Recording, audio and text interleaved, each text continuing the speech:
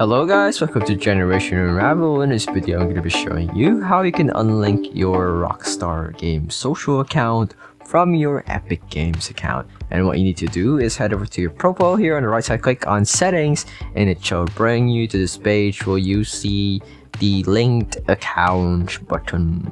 Click on the linked accounts button, and then you should be able to see some of the accounts that you are linked to. But as you can see here, I don't have anything that I'm linked to, but if you are linked to your Epic Games, it should appear here. But if you're having problems with trying to unlink, then you can try something foolproof, which definitely works, which is heading over to help and heading to support.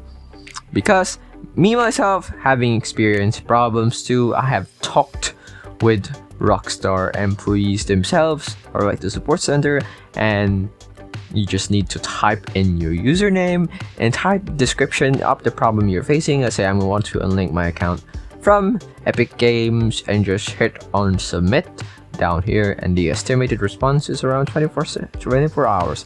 For me, I received my response in less than 24 hours. I assure you, they are responsive. And if you need help, you should ask them. I hope this video helped you. Like, comment, subscribe if it did. This is Generation Unravel, and see you in the next one. Bye bye.